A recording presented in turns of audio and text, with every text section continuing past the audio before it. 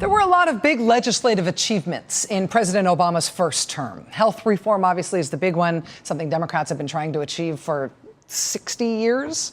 President Obama and the Democrats in Congress got that done. Also, Wall Street reform to try to stop the worst of the abuses there that led to the financial crisis at the end of the Bush presidency, to preclude the possibility of another giant Wall Street bailout like we had at the end of those years.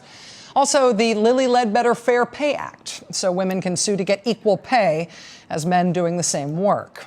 Also, the nuclear arms treaty with Russia, the START treaty, the repeal of Don't Ask, Don't Tell, expanding the hate crimes law, overhauling student loans to take out the weird subsidized private middleman in the loan system that was there for no reason.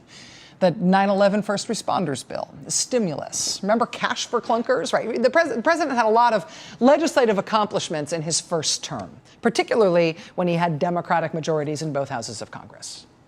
In his second term, the president has been pretty clear about what he's aiming to do with this half of his presidency. He's talked about taking action on some tough stuff, climate change. He's already made a go at some federal gun reforms, although that has been a very tough slog already. And of course, the big kahuna that everybody's waiting to see how it turns out, say it with me now, immigration reform.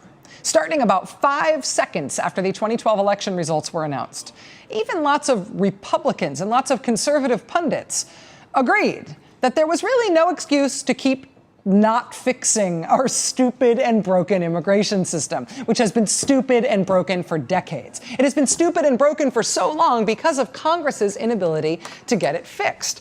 The previous Republican president could not even get his own party in Congress to go along with his effort to fix the system. But in 2012, after losing the presidency to a Democratic president who went from 67% of the Latino vote in 2008 to 71% of the Latino vote in 2012, as Mitt Romney just got trounced, after the 2012 election results, even Republicans were conceding it was time to fix the immigration system. And thus was born a vague, mist-like, esoteric sense in Washington that something would happen. Surely, if the political logic is this clear and so many important people, even in Republican politics, see that political logic that is so clear, then surely, doesn't it seem like something will happen? Feels that way. And yes, after hemming and hawing of almost epic proportions, the United States Senate, controlled by Democrats, did pass an immigration bill. The Senate is controlled by Democrats, but 14 Republican senators crossed over to get it passed.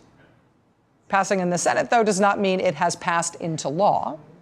And having a vague, misty sense that it must pass, that it ought to pass, that it might pass, that surely it's got to pass, right? That vague, abstract, positive feeling that it should pass is also not the same thing as something actually passing into law. It really does have to go through the House, too. And the House really is controlled by Republicans. And whatever funky-smelling cloud of smoke has settled over the Beltway's reasoning on this subject about how surely it's got to pass, it doesn't seem like the Republicans are going to let it pass. The chairman of the House Judiciary Committee is a key gatekeeper for this thing. If it can't get past him, it can't get past his committee. And if it can't get past his committee, then it can't get a vote. And last night, he did a town hall at which he said he will do everything he can to ensure that the Senate's comprehensive immigration bill never gets taken up in the House. He said he is flat out opposed to the whole point of the bill, and it will never happen. He's saying that he will do whatever it takes. He will do whatever he can. And what he can do is stop it, plainly, personally. He said that around 7 p.m. Eastern last night. And although this vague sense persists in the punditocracy that surely something's going to happen, it has to pass, Republicans would be insane not to fix this problem for themselves, even though that unsourced feel-good sense still seems to pervade Washington and people who are paid to watch it for a living. If the Republicans who control the House say no, then it's no. It's not going to happen. And as of 7 p.m. last night, they are saying no, full stop. And I know that in the marginal sense of what has just been advanced, it's just this anonymous guy, Bob Goodlatte, who nobody could pick out of a lineup. And it seems like a process story, and it's not getting much press today because he's not all that famous. But he's the head of the committee who has to make it happen. And he's saying no. And this is a huge moment on a huge issue, arguably the hugest issue in Washington for 4 years. And the Republicans are flat out saying, no, don't care, we aren't going to do it. Put a pin in this story today. Even though the headlines about it have not been huge, put a pin in it. Unless something changes radically, the Republicans just killed immigration for the foreseeable future in this third week of August 2013. And on their heads will fall the political consequences, probably for a generation hence.